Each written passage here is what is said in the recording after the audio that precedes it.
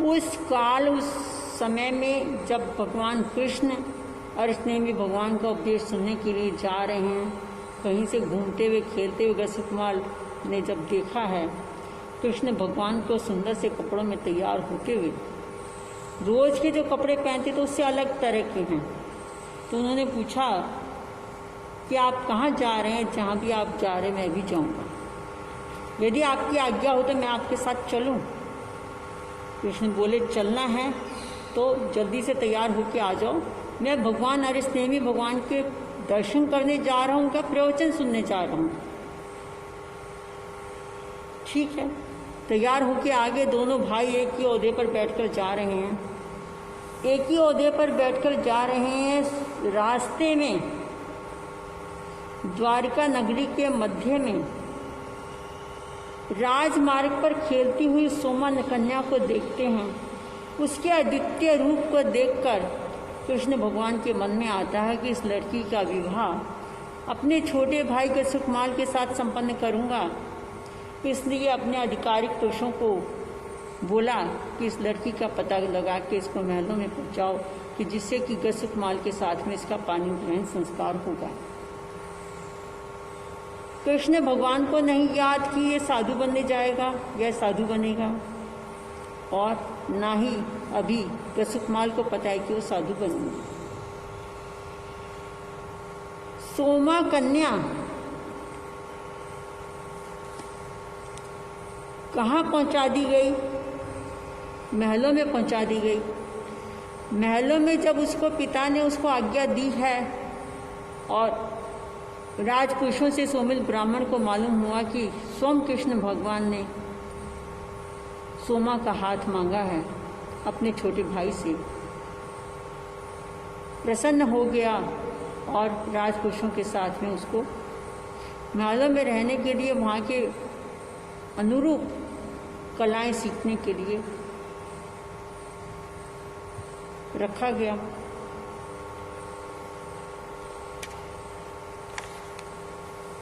सोमिल ब्राह्मण ने अपनी खुशी खुशी आज्ञा दी है।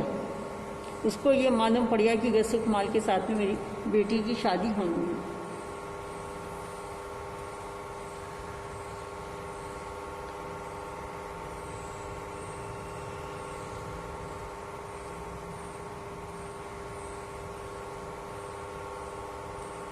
कृष्ण भगवान ने और गसुकमाल ने भगवान का उपदेश सुना है। उपदेश सुनकर श्री कृष्ण भगवान अपने आवास को लौट गए।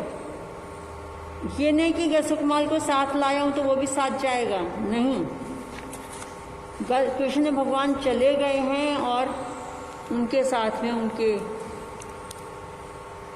सेवक छोड़ गए हैं कि जो वो उनको गसुकमाल को साथ ले आएंगे। उसी समय में गसुकमाल ने प्रभु का उपदेश सुनकर संसार से विरक्ति का मार्ग अपनाया। मुझे अब इस संसार में नहीं रहना। भगवान के पास में हाथ जोड़कर खड़े हुए कि वंदना करी और पूछा कि हे भगवान, क्या मैं आपके पास दीक्षित हो सकता हूँ? मैं इसे स्वीकार करना चाहता हूँ। अपने माता पिता की आज्ञा लेकर मैं आपके पास में श्रमण धर्म को ग्रहण करूँगा। इस प्रकार भगवान ने उनको कहा, आहा सुहम देवानु किया। भगवान की आज्ञा प्राप्त करके गसुकमाल महलों में घर वापस आते हैं। माता देवकी को मिलते हैं और कहते हैं कि मैं तो भगवान के पास में दीक्षा लूँगा। बड़े खुश हो के बता रहे हैं। देवकी महारानी ने सोचा कि वैसे ही बच्चा है, बोल रहा होगा। जब 2-3 बार वो बोल चुके, जब देखा कि वो बिल्कुल सही मायने में कह रहा है, वो वास्तव में साधु बनना चाहता है, तो वो दुखी हुई। जब उन्हें असलियत का पता पड़ा और आंसू बहाते हुए कहा, हे पुत्र, तुम हमें बहुत प्रिय हो, हम तुम्हारा वियोग नहीं सहन कर सकते। अभी तुम्हारा विवाह भी नहीं हुआ है, इसलिए तुम पहले विवाह करके कुल की वृद्धि करके संतान की उत्पत्ति करके फिर तुम दीक्षा को ग्रहण कर लेना। कृष्ण वासुदेव ने भी उनके विरक्त होने की बात को सुना है, उनको समझाया है और गोद में बिठाकर उनसे स्नेह भरे शब्दों में कृष्ण भगवान बोले, हे देवानुप्रिय, तुम मेरे सहोदर छोटे भाई, इसलिए मेरा तुमसे कहना है कि अरिस नेमी भगवान के पास में मुंडित होकर इस समय अभी तुम्हारा दीक्षा को लेना उचित नहीं है। मैं तुमको द्वारका नगरी का को बहुत बड़े समारोह के साथ में राज्याभिषेक कर दूंगा, परंतु तुम अभी दीक्षा मत लो। कृष्ण वासुदेव द्वारा ऐसा कहे जाने पर गसुकुमार मौन रहे। माता ने कहा कि तुम सिर्फ राजा बन जाओ और शादी कर लो, बच्चे संतानोत्पत्ति कर दो, उसके बाद दीक्षा ले लेना। परंतु राजा कृष्ण की बात को मानकर उन्होंने मौनम स्वीकृति दी है और तुरंत उसका राज्याभिषेक गसुकमाल का हुआ है। गसुकमाल ने राज्याभिषेक होने के बाद में जब 3 खंड के अधिपति राजा गसुकमाल के सामने कृष्ण महाराज हाथ जोड़कर खड़े हैं कि महाराज कहो क्या आज्ञा है, और उन्होंने पहला आदेश किस चीज़ का दिया है? दीक्षा की तैयारियां करो, दीक्षा की तैयारियां करो, मैं भगवान के पास में दीक्षित होना चाहता हूं। और राजा की आज्ञा का पालन करना प्रथम कर्तव्य होता है। दीक्षा की तैयारियां हो गई, सबने बड़ी शोभा यात्रा निकाली गई है, बड़े गाजे बाजे साज सामान के साथ में भगवान के चरणों में पहुँचे हैं। माता पिता ने भगवान को शिष्य के रूप में दीक्षा दी है और गसुकमाल ने स्वयं सभी आभरण अपने उतारे, पंचमुष्टि लोच किया और भगवान से प्रार्थना की, हे बंते अब आप ही स्वयं मुझे मुंडित करें, मुनि वेश प्रदान करें और आचार धर्म का बोध दें। प्रभु ने चरण सत्तरी और कर्ण सत्तरी आदि का उपदेश दिया और वह गसुकमाल रणगार हो गए, गसुकमाल मुनि हो गए। गसुकमाल मुनि बनने के बाद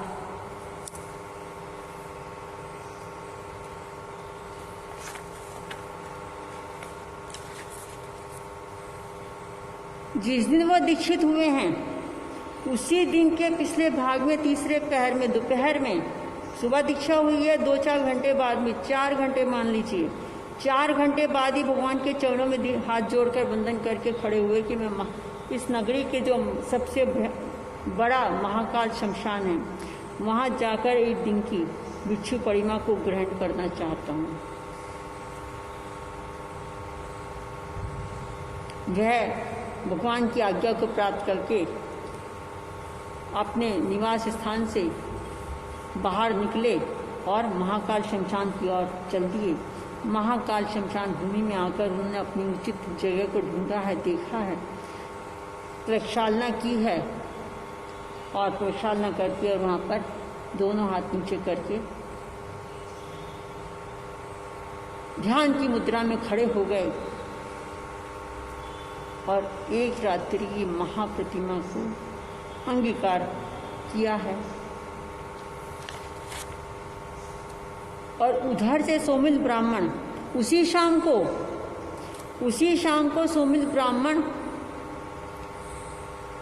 लकड़ी लेने, समिधा लेने, पूजा सामग्री लेने नगर का सबसे बड़ा विद्वान पंडित है, महान पंडित है। समिधा लेके वापस आ रहा था तो देखा कि कौन खड़ा है, ये तो गसुकमाल दिखता है। सुबह मेरी लड़की को राजा कृष्ण ने अपने इस छोटे भाई के लिए मांगा है और ये साधु बन गया। तब निमित्त कोई ना कोई बनता है किसी बात का। सोमिल ब्राह्मण ने के मन में क्रोध उत्पन्न होता है। कहते हैं कि पूर्व जन्म के संस्कार थे, पूर्व जन्म का कर्म हृदय में आया तो 99 लाख वर्ष भाव पूर्व का, जिस समय ये सोमिल का जीव बच्चा है और गसुकमाल का जीव विमाता है। विमाता ने सोमिल के जीव के रूप में उस बच्चे के सिर पर गरम रोटी बांध दी, फोड़े हो रखी हैं, उसके ऊपर से गर्म रोटी बांध दोगे तरफ तरफ के, बच्चा मर जाता है। कहते हैं कि वो जो तरफ तरफ की वेदना सही थी तो वो कर्म उदय में आया है। कर्म का ना सोमिल को पता है ना गसुकमाल को पता है, परंतु घटना ये घटी गई है, घटना ये हुई है कि अपना क्रोध उत्पन्न हुआ है कि मेरी बेटी को वहाँ छोड़कर खुद साधु बनने आ गया। निमित्त तो ये शब्द बनेंगे। और जंगल में से ही, उस शमशान में से गीली मिट्टी उठाई है, उसके सिर पर पाल बांधी है और ऊपर से कहीं से लाके जलती चिताओं में से अंगारे लाके उनके सिर पर रख दिए। ये काम पूरा होने के बाद मन में आता है कि मैंने क्या कर दिया।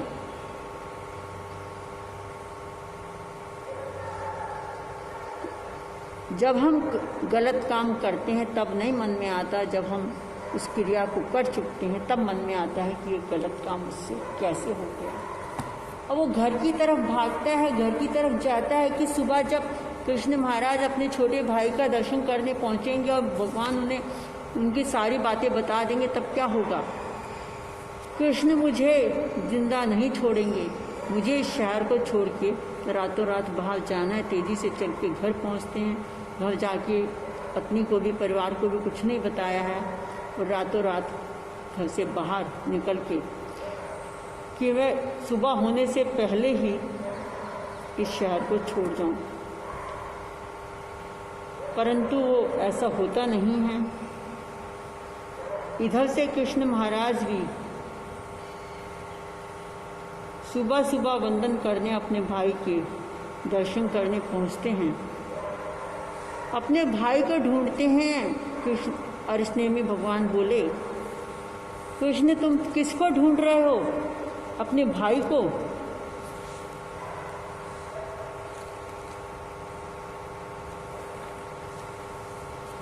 महाराज मैं गसुकमाल को ढूंढ रहा हूं, जो कल दीक्षित हुआ, नवदीक्षित मुनि हैं। नवदीक्षित मुनि के मैं दर्शन करने आया हूं।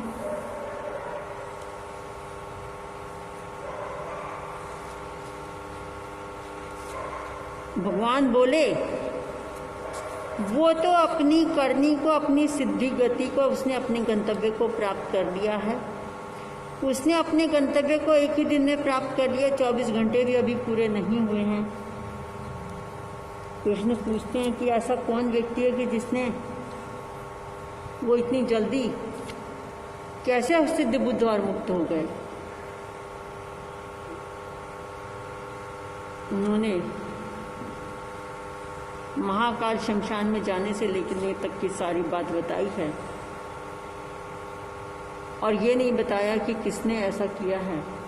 तो चलते समय भगवान कृष्ण ने पूछा कि भगवान ये तो बता दो कि किसने उस मेरे सुकुमार भाई को इस गंतव्य तक पहुंचाया है।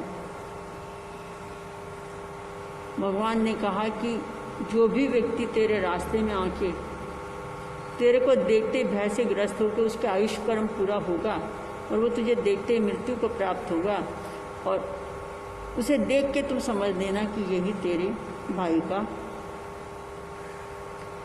को मोक्ष की गति देने वाला प्राणी है।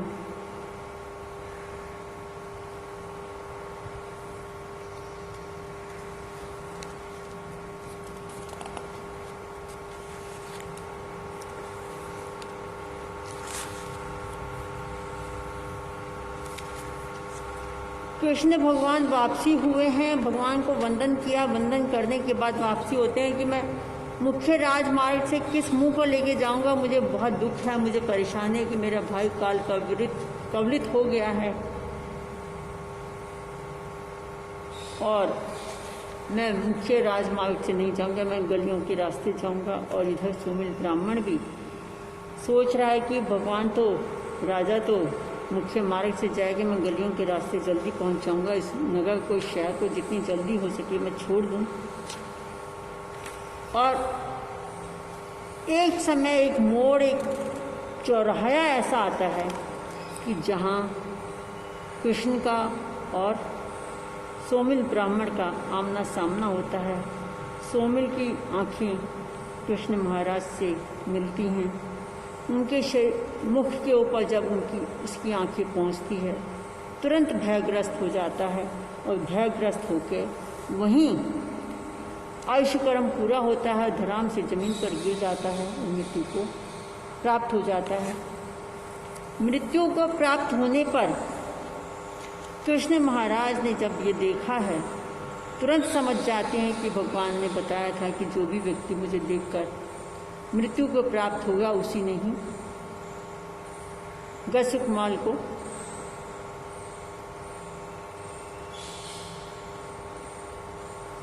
मोक्ष की पगड़ी बांधी है।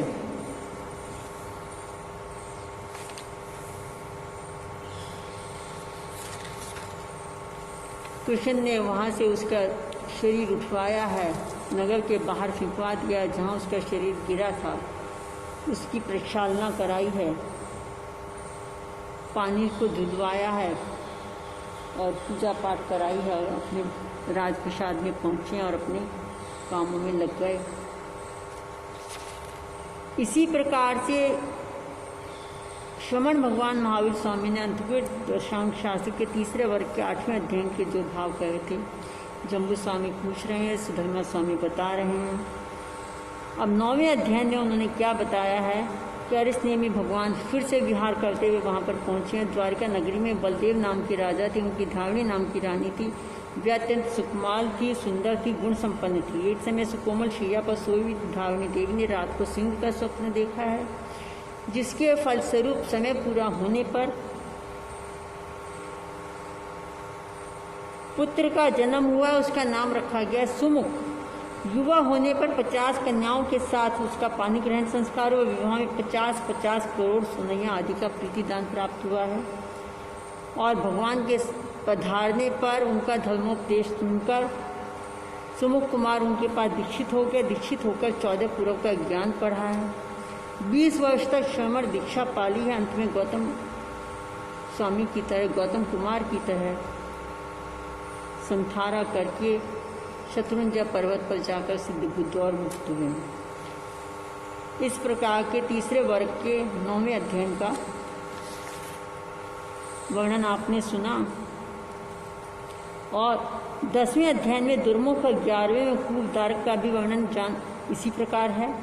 अंतर इतना है कि दोनों के पिता बलदेव महाराज हैं और माता धावणी थी, और इनका वर्णन सुमुख कुमार के समान ही है। इसी तरह 12वें अध्ययन में दारुक और 13वें में अनाधृष्ट कुमार का वर्णन समझना है। अंतर केवल इतना है कि इनके पिता वासुदेव और धावणी माता है। श्री सुधर्मा स्वामी ने कहा कि हे जम्बू, श्रमण यावत मोक्ष को प्राप्त करके भगवान महावीर ने 8वें अंतगढ़ सूत्र के तीसरे वर्ग के इन 13 अध्ययनों को आपके सामने बताया है। चतुर्थ वर्ग की वांछना दी जा रही है। जैनं भन्ते समणेनं जाव संपत्त्यनं 8मस्य अंगस्य अंतगढ़ दशाणं तच्चस्य वग्गस्य अयमठ्ठे पणत्ते। चौथस्य नंग भन्ते वग्गस्य अंतगढ़ दशाणं समणेनं जाव संपत्त्यनं के अट्ठे पणत्ते। एवं खलु जम्बू समणेनं जाव संपत्त्यनं चौथस्य वग्गस्य अंतगढ़ दशाणं 10 अध्ययन पणत्ता। तंग जहा जाली म्याली उव्याली पुरुषेणे ये वारिसेणे ये पज्जुन्न संभ अनिरुद्धे सचनेमी दुर्नेमी। जैनं भन्ते समणेनं जाव संपत्त्यनं चौथस्य वग्गस्य 10 अध्ययन पणत्ता। पणमस्य नंग भन्ते अध्ययनस्य समणेनं जाव संपत्त्यनं की अट्ठे पणत्ते। एवं खलु जम्बू तेणं कालेनं तेणं समेणं बार वही नामं नैरी होता। जहाँ पड़मे कण्णे वासुदेवे आहिवच्चं जाव विहरे। तत्थणं वारबत्तीय नैरीय वसुदेवे राया धावनी देवी वर्णौ। जहाँ गोयमो नवरंग जाली कुमारे पन्नासौ दाव बार संगी 16 वासा परियाओ। शेषं जहाँ गोयमस जाव सेतुंजय सिद्धे। एवं म्याली उव्याली पुरुषेणे या वारिसेणे या एवं पज्जुन्ने वित्ती नवरंग कण्ठे पिया रूपिणी माता। एवं संबे भी नवरंग जम्बुई माता। एवं अनिरुद्धे भी नवरंग पज्जुने पिया वेदभि माया। एवं सचनेमी नवरंग समुद्र विजय पिया शिवा माता। एवं दुर्नेमी भी सव्य एक गम्मा चौथस्य वग्गस्य निक्षेपो। सुधर्मा स्वामी बता रहे हैं, जम्बू स्वामी पूछ रहे हैं और श्रमण भगवान के भगवान महावीर ने जो मुक्ति को पधारे हैं, उन्होंने 8वें अंग में श्री अंतर्गत शास्त्र के तीसरे वर्ग में जो वर्णन किया उसे मैंने आपसे सुना है। अब चौथे वर्ग में भगवान महावीर स्वामी ने कौन से 10 अध्याय फरमाए हैं? सुधर्मा स्वामी फरमा रहे हैं, जाली, मयाली, उव्याली, पुष्टिन, वारिसेन, प्रद्युमन, शाम, अनिरुद्ध, सत्यनेमी और दुर्नेमी, इन 10 कुमारों के नाम से 10 अध्याय हैं। प्रथम अध्याय में जो द्वारका नगरी है, जिसका वर्णन पहले भी कर चुके हैं, उसमें कृष्ण वासुदेव राज्य करते हैं। उस द्वारका नगरी में वसुदेव नामक एक राजा अपने अधीन के ग्रामों पर आधिपत्य रखते हुए निवास करते थे। उनके धावनी नामक आज्ञाकारिणी एक रानी है। स्वप्न के 9 मास व्यतीत होने पर रानी धावनी ने एक पुत्र और रतन को उत्पन्न हुआ और उसका नाम रखा गया सुमुख कुमार। जाली यौवनावस्था में 50 कन्याओं के साथ उनका विवाह संपादन हुआ। 50 करोड़ सोने की रकम उन्हें प्राप्त। किसी दिन भगवान को उपदेश सुनकर उन्हें वैराग्य उत्पन्न हुआ और उन्होंने दीक्षा ली है। 16 वर्ष पर्यंत चरित्र पर्याय का पालन करके उन्होंने भी शतरुंजा पर्वत पर निर्वाण पद को प्राप्त किया है। और इसी प्रकार मयाली, उग्याली, पुरुषसेन, वारिसेन, प्रद्युमन कुमारों का वर्णन भी है। भेद केवल इतना है कि उनके पिता का नाम कृष्ण और माता का नाम रुक्मिणी है। कृष्ण के पुत्रों ने भी दीक्षा ली है और पोतों ने भी दीक्षा ली है। इसी तरह श्याम कुमार ने भी दीक्षा धारण की। इनके पिता तथा माता क्रमशः कृष्ण और जाम्बती थे। अनिरुद्ध कुमार ने भी इसी तरह दीक्षा धारण की थी। इनके पिता प्रद्युमन और माता वैदर्भी थी। सत्यनेमी और दुर्नेमी, इन दोनों कुमारों ने दीक्षा का विधान इसी प्रकार का था। ये